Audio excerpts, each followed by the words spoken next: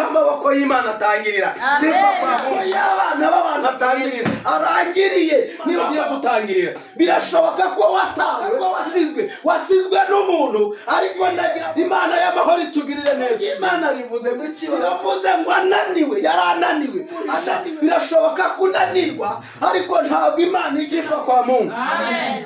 Birashoboka kujya ariko ntago nashimwe cyane. Iyo wananiwe ko Imana zakagutoragura. Maboko y'Imana soma ijambo ry'Imana mu gitabo cy'umuhanuzi cyangwa se cya kabiri cya Mose cy'amategeko ibice 2 umurongo waho turahera ku murongo wa mbere twigire hepfo gatoya turasoma imirongo mikeya indi turayivuga nta kibazo. Imana y'amahoro ibaho umugisha. Bibiliya ivuze iki? Iravuze ngo Mose avuka umukobwa wa Farawo amurera. Imana itugire neza. Umugabo umwe wo mu muryango wa Lewi aragenda arongora umukobwa wa Lewi. Uwo mugore asama inda abyara umuhungu, maze abonye ko ari umwana mwiza amuhisha amezi 3. Ananiwe guhora amuhisha, amubohera akato agapfundikiye mu ntamyi, agasiga ibumba n'ubushishi, ashyiramo uwo mwana amushyira mu rufunzo rwo ku nkombe y'uruzi. Mushiki we aramwitarura ngo amenye ikiri bumubeho. Uwo mukobwa wa Farawo amanurwa no kwiyuhagira mu ruzi. Abaja be bagendagenda ku nkombe y'uruzi, babona akato mu rufunzo. Atuma umuja we kukazana, agapfunduye abonamo uwo mwana. Umwana arira, aramubabarira ati uyu ni umwana w'umuheburayo. Imana y'amahoro itugirire neza. Haleluya. Dusomye ijambo rivuze ngo hari umuryango umwe, kandi wari umuryango wari ufite umuhungu, hakaba n'undi muryango ufite umukobwa. Hanyuma umwe mu bahungu cyangwa se umwe mu muryango mu bahungu ba Lewi, umuryango umwe ashaka umukobwa wa Lewi amugira umugore, babyara umwana. Ananiwe kumuhisha abyara umwana. Igihe cyo kubyara umwana kiwe kigeze, abyara umwana, ariko abyara umwana mu buryo butari bwemewe n'amategeko yarangaga igihugu cya Egiputa muri iyo minsi ku bijyanye n'Abaheburayo. Mbabwire ko Mose cyangwa se mu kuvuka kwiwe hari haratanze itegeko umwami yatanze ryo kutangira kuvuka kw'abana b'Abaheburayo. Imana itugirire neza. Bibiliya ivuze iki? Ndashaka kukubwira ngo nubwo abantu bananiwe, kuko nubwo abantu bananiwe kugufata bakagukomeza, ariko nyuma yo kukujugunya hari amaboko yiteguye kuza kugufata kugira ngo akuramire mu izina rya Yesu. Amen. Cyangwa se kugira ngo aguhereze gukura, kuko abakujugunye bari bazi kugiye gupfa, ariko kandi nyuma yo kujugunywa, nyuma yo gutabwa, wongeye kujya kubona ubuzima. Bibiliya yivuze iki? Ngo maze umukobwa wari wamaje kubyara afata umwana yabyaye amuhisha amezi 3. Mu mezi 3 abananiwe. Abantu bajya bananirwa, abantu bajya baruha, ariko Yesu yaje. Haleluya. Yesu yaje gukuraho waruri, nubwo abantu bagutaye, nubwo abantu bakujugunye, aho amaboko y'abantu arangirira ni amaboko y'Imana atangirira. Sifa kwa Mungu. Amaboko y'abana b'abantu atangirira, arangiriye ni amaboko y'Imana agiye gutangirira. Birashoboka ko watawe, birashoboka ko wasizwe n'umuntu, ariko ndagira ngo nkubwire Imana y'amahoro itugirire neza. Ijambo ry'Imana rivuze ngo ikibarokore, riravuze ngo ananiwe, ananiwe kumuhisha. Birashoboka kunanirwa, ariko ntabwo Imana iginanirwa. Sifa kwa Mungu. Amen. Birashoboka kujya unanirwa, ariko ntago Imana yacu ishimwe cyane. Iyo wananiwe amaboko y'Imana zakagutoragura. Amaboko y'Imana ajya gukuraho ibyaha aho abantu bagutaye. Bibiliya ivuze ngo iki? Ngo hanyuma nyina wa Mose ananiwe kumuhisha amubohera akato. Aka kato kavuze iki? Mbabwire ko uyu muhungu wa Lewi, Imana itugirire neza, uyu muhungu wa Lewi numwe isekuru wa Mose. Ubundi bamwitaga Amuramu, niko sekuru wa Mose yitwaga. Ariko uyu Amuramu iyo dusomye neza ijambo ry'Imana dusanga akomoka kwa Lewi wa Yakobo. Imana itugirire neza. Ariko nubwo bari ahantu ibyabo bitari byemewe, igihe kimwe cyarageze, Imana itugirire neza, ubwo sigeze bari barafite uburetwa, bari barakoranijwe Abisiraheli, nta muntu ukibitaho. Mbese abantu barabataye, abantu barabibagiwe. Ariko nagira ngo nkubwire, aho abantu bakwibagiriwe, Imana igiza ikaguhereza ubundi buzima. Imana igiguhereza kandi gaciro. Haleluya, amen. Imana igiguhereza kandi gaciro. Ngo mama wa Mose ananiwe kumuhisha. Ntabwo nagiye kuvuga byinshi ku mateka, ariko reka mvuge ku guhishwa kwa Mose. Nakubwiye ngo iyo abantu bananiwe, mwari muzi ko Imana igira amabere yo kose abantu bayo. Haleluya, kandi ntabwo iva mu ijuru ngo imanure imoko zayo, ahubwo ikoresha mu bantu Imana yaremye. Bibiliya ivuze ngo iki? Ubwo nyina wa Mose yarananiwe, yageze ahananiwe, ni naho Imana yatangiye gukorera ngo imuhe ubwenge bwo kumubohera akato. Aka kato kari keza, ngo yafashe ibumba aragahoma, afata n'ubushishi. Ubushishi bugeranwa muri iki gihe nka kore. Haleluya, kore yo muri iyi minsi. Nyine mbese aragahoma neza kugira ngo amazi atinjiramo, ngo arangire aragapfundikira.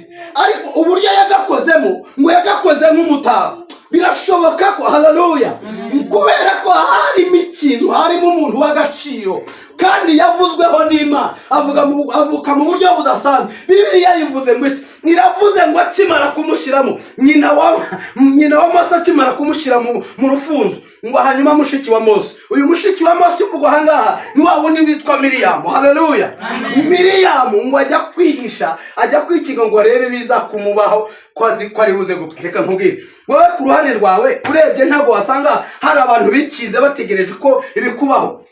Haleluya, bategereje ibigiye kukubaho, bategereje uko bizagenda, bakaba bari ahantu ariko barindiriye, bakavuga ngo turebe arataba ariko asazabaho, arasizwe se bizagenda bite, ko tubona yacuruzaga akabahombye, ubu noneho ntagiye gupfa. Hari abantu bitegeye ku isoni zigukora, ariko nubwo bitegeye ku isoni zigukora, hari abo Yesu aziye ku buzima bwawe. Haleluya, hari abo Yesu aje. Iyo Yesu aje rero ndori igitangazo, iyo Yesu yahageze ngo arangije, ngo Imana itera icyokere. Reka nkubwire, kora mu kiganza cya mugenzi wawe umubwire ngo hari abantu Imana itera icyokere kugira ngo ubutabazi bwawe bwihute. Ngo iteze icyokere ibwami. Oh haleluya, iteze icyokere ubwami. Ngo hanyuma ijambo ryayo kubwo guteza icyokere, ngo umukobwa wa Farawo abura amahoro. Hari abantu Imana igiye kubuza amahoro kugira ngo utabare. Hari abantu Imana igiye kubuza amahoro kugira ngo ibyawe ubishyikire. Hari abantu Imana igiye kubuza amahoro kugira ngo wige. Hari abantu Imana igiye kubuza amahoro kugira ngo ubutabazi bwawe bugaragare. Hari abantu Imana igiye kubuza amahoro winjirane mu gitangaza cyawe. Hanyuma ngo umukobwa wa Farawo ngo abura amahoro, iwabo hari huzuye pisine, ngo ariko yifuza kujya kogera mu kidereka ahantu mu gishanga, ngo niho ari kubona ubakayaga. Reka nkubwire nshuti yanjye, aha inzira zose Imana igira inzira zikirivirije kandi yanyuzamo ubutabazi bwawe. Aho wabonaga wari ugiye gupfira, akaba ariho ukura ubuzima. Aho wabonaga wari utawe, akaba ariho ubona amakiriro. Aho abantu bari bagusize bagahindukira bagasanga utagihari, ahubwo bagahura nawe uri mu iterambere. Imana itugirire neza. Icyo Bibiliya ivuze ngo Mose we yari uruhinja, ntacyo byari bimubwiye, ngo umukobwa wa Farawo ngo ageze abajakazi. Haleluya, reka si ngombwa ngo umwana w'umwami ajye kureba ibiri mu rufunzo. Ntabwo ari ngombwa, ahubwo hari abafite. Birashoboka ko, reka nkubwire, ntabwo Yesu azava mu ijuru ngo aje kukumanurira ibyawe, ahubwo birashoboka ko icyo agiye gukora, haleluya, azohereza Regisi, azohereza Theogene, kuko yari afite ibyawe Imana yamuhaye. Imana itugirire neza, Imana iduhane umugisha mu izina rya Yesu. Hanyuma Bibiliya ivuze ngo iki? Ngo amubonye, ngo abaja bamubonye ngo bamugirira imbabazi. Ngo akana karimo kabatera amatsiko, kari gafite amarira menshi. Nta marira ufite? nta marira ufite muri aya masaha, nta marira ufite. Niwisuzuma neza mu muryango urasanga ufite amarira, niwisuzuma neza mu rugo rwawe urasanga hari amarira, ngo bakagira imbabazi. Reka nkubwire, aha rero Yesu nihaza agasanga imbabazi zawe akakugirira nawe izindi mbabazi. Bibiliya ivuze ngo iki? Ngo akimugirira imbabazi barataka bati ni umwana w'umuheburayo. Haleluya. Ni umwana w'umunyamasengesho, ni umwana wasenze Imana, ni ufite amasezerano y'Imana. Uyu mwana ni umwana ufite ibyiringiro. Umva Yesu ukuntu yigize avuga, Dawidi arandika mu 125 aravuga ngo abiringiye Uwiteka bameze nk'umusozi wa Siyoni. Asanga uyu mubyeyi yiringiye Imana, nubwo yageze ahakananirwa, ariko amaboko ye yananiriwe niho Imana yatangiriye gukora. Aho amaboko ye yarananiriwe niho Imana yatangiriye gukorera. Ngo hanyuma ngo akagirira imbabazi. Reka nkubwire, abari bitegeye kugiye gupfa niyo bagiye kuba ba mbere yo kuvuga ngo tuzi aho twasanga umukozi. Bazakubwira tuzi aho twasanga akazi, nyamara hariya hari akazi, kuko aribo bagiye gutangaza. Ngo mushiki wa Mose ngo abibonye aho yari yikinze ngo avayo, ngo aramubwira ngumva mwami, umva nyagasani wanjye, ngo byashoboka ko nagushakira umwe mu baheburayo w'umugore akakurerera uyu mwana. Ndaramubwira ati haleluya. Hanyuma mama wa Mose aho byari byamunaniriye agiye gutangira, none hatangiye mu yindi viziyo, atangiye mu kindi cyerekezo cy'ubutabazi bw'Imana. Hanyuma aho abantu bari bamutereye, aho nawe byari byamunaniye, abona andi maboko. Reka nkubwire, bwira mugenzi wawe ngo hari amaboko Imana ikuzaniye. Hari amaboko Imana ikuzaniye, kuko aho amaboko yananiriwe hari andi maboko Imana izaniye. Icyambere, Imana ikora iki? Ihita ibwira umukobwa wa Farawo, ahita ahereza akazi nyina wa Mose. Urumva igisubizo gitangiye kuboneka kwa nyina wa Mose, ndetse na Mose atangiye kuboneka, kuko agiye kuziga atavunitse, agiye kuzigira hakomeye. Ntabwo azigira hahandi nawe uzi. Haleluya. Abo yigira munsi y'igiti, yigiye bwiza nk'abana b'abami nk'uko abandi biga. Haleluya. Kandi yagendaga hari kombaye zagendaga zimuherekeje. Mu gihe cyabo yari amagare n'amafarashi, yagendaga akagenda ahetswe n'ifarashi, akagenda akicara nk'umwana wo kwa Farawo. Kandi washakaga kumwica niwe byagenze bite? Niwe wabaye wo kumurera. Murumva ikinyuranyo cy'Imana. Reka nkubwire, abashatse kukugirira nabi nibo baza bakaba bambere bo guhamiriza imirimo y'Imana ikora. Mose rero uyu twavugaga, Mose uyu turimo tuvuga none, arererwa kwa Farawo, atozwa nk'umwana w'umwana, atozwa nk'abandi bana bose, yigishwa Icyongereza, yigishwa Ifaransa, Igiswahili arakimenya, mwamenya indimi zose, n'Icyarabu ngo yarakimenye, ndetse bashaka n'Igifefe ko yarakimenye. Icyo bakoreshaga muri icyo gihugu icyo ari cyo cyose, nuko ibintu byose yagize gute, yarabimenye, kuko yari umwana w'iki? Umwana. Haleluya. Ngo arangije, ngo igihe kigeze, ndashaka kuvuga ku butabazi Imana igiye kuguha. Ngo igihe kigeze, ngo Mose yibuka ko nubwo ari mu gihugu cya Egiputa, nubwo yarerewe ibwami, ariko atari umwana w'Egiputa, ari umwana w'Abaheburayo. Reka nkubwire, kubera ko yose amashereka y'iki y'Abaheburayo, impamvu uyu munsi wa none rimwe na rimwe tujya umuryango rimwe na rimwe ugacika. Muzi inkomoko yo gucika k'umuryango? Ni ukubera ko ababyeyi nimukifuza kose abana mwabyara, kuko icyo yose, haleluya, ni nacyo akurana. Haleluya. Kuko nyina wa Mose nubwo yari yaramunaniwe, ntabwo bakimusubiza, ntabwo yamwimye ibere, yajyaga bacunga akagenda akamuhereza. Imana iracyafite amabere, ifite n'imoko yo kutosa. Haleluya. Akagenda akamwosa, akura yonka amashereka y'Abaheburayo, akura yumva ko ari umuheburayo kuko uko yakura yumva ko ari umunyegiputa. Haleluya. Haleluya. Ngo Mose uyu nguyu ngo amajije gukura, ngo akajya yumva akarengane ka bene se. Haleluya. Akajya yumva akarengane ka bene se. Bari bageze kuri tape yuko Abisiraheli, haleluya, haleluya, Abisiraheli ubwabo bageze aho bakabona umugisha wabo urimo uragwira, umwami bakoresha uburetwa bukabije, atangira kuvuga ati mukupa amazi. urebye neza ntabwo wasanga nawe ntabwo wasanga hari abagukupiye kubera ko hari abagiraga icyo bago uyu munsi barahagaritse. Hari inkunga wajyaga wakira umunsi ntazo ukibona kubera ko haleluya. Ariko abo ni abantu ngo Farawo atanga itegeko mu gihugu cyose ngo arabakupira, kandi ngo bajyaga babumba amatafari. Buri muntu noneho yagiraga umubare ugomba kubumba amatafari. Umva icyageretse kuri icyo, ngo akimara kubambura amazi, akimara kujya aragira ati ntazi itegeko buri mu Isiraheli wese cyangwa umuheburayo ajya mu amatafari umubare 150, kandi nyabona data wa twese we nta mazi, ibumba ararikura ntacyo, nta mazi yo kuvoma. Uzi ikintu Abisiraheli bakoze? Bibiliya ivuga ngo iravanga Imana yavubuye igituza cyabo, haleluya. N'umugore utarosaga ngo agira amashereka amera nka robine, haleluya. Ngo muri uko kumera nka robine bakajya bagira ngo igihana bahari kiba gitoya kubisi kubaheburayo kazi, ngo bakajya bagwiza wa mubare kandi amazi baragize gute ntibarayafunze. Reka nkubwire, nubwo abantu bashobora kugufatira umwanzuro, ariko hari umwanzuro Imana ijye gufatira ikagukiza amaboko y'abaguhigaga ikaguhereza ubundi buryo. Haracyari inzira z'Imana, haracyari inzira Imana ifite, haleluya. Haracyari inzira Imana ifite, kandi izi nzira Imana ifite nshuti yayo ntawe uzigera zitambika. Izi nzira Imana ifite ntawe uzigera azideveya, ahubwo izi nzira nubwo umuntu yazitambika Imana bazahurira mu ikorosi. Hari umuntu ujya uhurira n'Imana mu ikorosi bakagongana. Rero ibanze rero Imana yahuye n'uwakwangaga bagonganiye mu ikorosi. Amen. Haleluya, haleluya. Imana ishimwe cyane. Haleluya. Imana ishimwe cyane. Amen. Bibiliya ivuze ngo iki?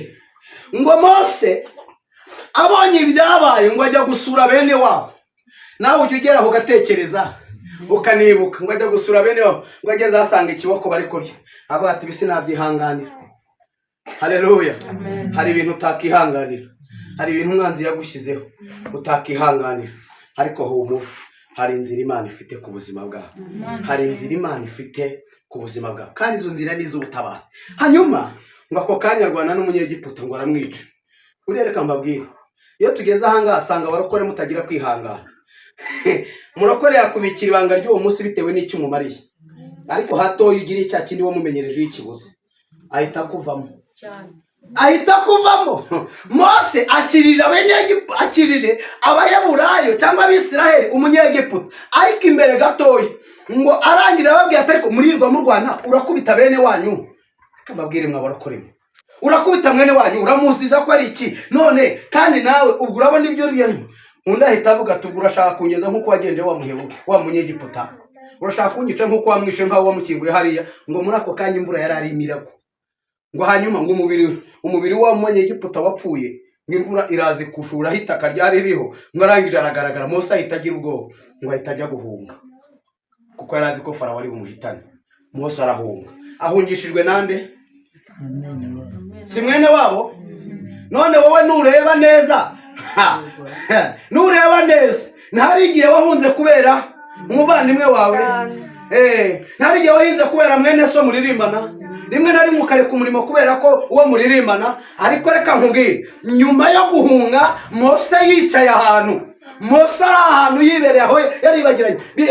Ashobora kuba yari amaze imyaka nka 40. Murumva? Imyaka nka 40 yicaye yibereye. Ngo aragiye anashaka n'umugore aribyarira ibyo ngibyo, aravuga ati njyewe ibintu by'ubuyobozi nishaka nibera aha ngaha. Afata umwanzuro wo kwibera aho ngaho ngo yiragirina, kandi ngo nta n'ikintu yari afite aho we. Uzi ko yaragiragiza kwa sebukwe, wowe uraragiriza hano uyu munsi. Uraragiriza nde? Haleluya. Aha bivuze ngo aha ngaha mujye tujye tuba bamwe, tujye tugira urukundo. Ngo Mose araho yiragiriye intama, ngo agiye kubona ngo abona igihuru kirimo kiragurumana. Sibyo? Reka nkubwire, kugurumana kw'igihuru ntigikongoke, agira amatsiko. Birashoboka ko impamvu waje mu gakiza wagize amatsiko yo kumva ibyo abarokore bavuga. Haleluya. Birashoboka, kuko hari ibyo wari uzi, wari unamenyereye ukabita abasazi, ariko si umunsi wa none iyo urebye usanga utari umusazi kubarenza. Haleluya. Mbese ni wabise abasazi, wabitaga abasazi, ariko uyu munsi ushobora kuba warasazi. Haleluya, kurenza bari. Hanyuma ngo agiye agira amatsiko, nkuko nawe waje ufite amatsiko. Yesu nashimwe. Amen. Agira amatsiko yo kujya kureba igihuru, ngo ageze asanga igihuru cyaka umuriro kiravuga. Ese we nta jwi wigize wumva ugiye kuza imbere y'Imana? Haleluya. Impamvu ubona uza ukongera ukagaruka, impamvu ubona ugenda ukaza ugakizwa ejo ukabivamo ukongera ukagaruka, nuko nta jwi ry'Imana wigize wumva. Waje ku bushake bwawe ntiwaje ku bushake bw'Imana. Iyo uza ku bushake bw'Imana, ntabwo uyu munsi wakabaye ugenda wongera ugaruka umeze nko kuzenguruka. Yesu nashimwe. Ngo Mose araho yagiye kumva ijwi riramubwira, ageze amatsiko ngo kwetura inkweto kuko ugeze hari hehe. Uwacu watubanjije yavuze irihe jambo? Kaba byibuka?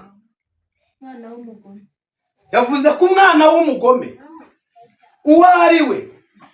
Mbese umuririmbyi yaturirimbiye muracyawibuka? Haleluya. Imana ibaho umugisha. Hanyuma ibyo byose birangiye, Imana imubwira ibyo ishaka, iramubwira ngo ndashaka kugutuma. Kandi nkagutuma kwa Farawo. Mose yisuzumye yirebye ubwe aravuga ati oya rwose oya urantuma se ngewe kwa Farawo nahinguka ntenzi n'ibyo nakoze. Imana iravuga ngo ndashaka kugutuma. Azana impamvu. We nta mpamvu wazanye imbere y'Imana, nta mpamvu ufite. Ntabwo wigize, Imana ntiyakubwiye ati oya ntujye uzana impamvu z'abana ngo Imana ngo nagukora gute n'aba bana. Wizana impamvu. Mose nawe aravuga ati oya, icya mbere njye sinzi no kuvuga. Siko yavuze se. Imana rero igutega umutego ifite n'igisubizo. Namubwira tubwimbwiye ko utazi kuvuga, ariko genda hariya mpafiteroni ni intyo. Ndaka nkubwire baroni tuzi kuvuga. Baroni tugira amagambo baroni turi intyoza, ariko ba Mose iteka bagira make. Ntabwo baba bazi kuvuga byinshi, bakora iby'ingenzi. Ntabwo munyumvishe. Baroni bajya bakora iby'ingenzi, ariko ba Mose. Ariko Roni afite amagambo nshuti we, afite amagambo menshi cyane, kuko kuvuga wagira ngo hari ukuntu kera iyo twabyazaga inka twahitaga tuyikora mu kanwa ngo kugira ngo izajye yabira, mbese ijwi ryayo rirangurura. Icyo bita gukura ivata mu kanwa, ugahita urikuramo. Wamara kurikuramo rero iyo yabiraga kabisa bavuga ati inka n'ukuri bayikoze mu kanwa.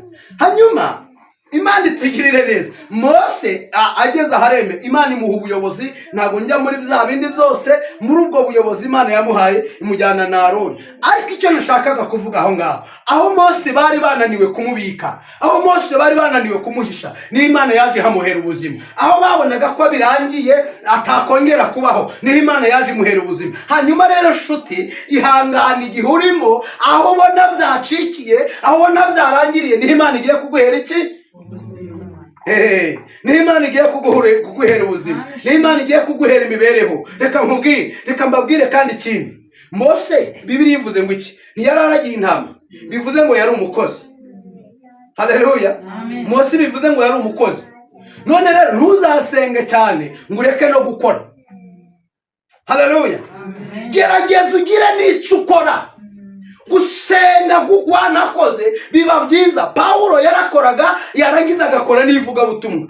Yego ririmba, ariko ugire no gukora. Nimba udafite nakoka n'intuzu ujya gushaka n'ubuyede. Haleluya. Nabwo ukore, Imana izahera kuri bine bakuye mu buyede, ibizamura zikubwira uti shinga hari utunyanya ku muryango wawe, utuhashyira ucuruzi, ejo tugende tuve mu iduka. Kubera ko wagaragaje gukora. Ntabwo Imana izamanura imikorere mu ijuru ngo uzitishyira mu biganza byawe. Ifite dukeya twawe izahera ikaguhera umugisha. Haleluya. Yesu nashimwe. Sinkubwiye ngo ujye gucuruza agataro ugende ukazunguza mu mujyi wa Kigali, nukazunguza bazagufunga.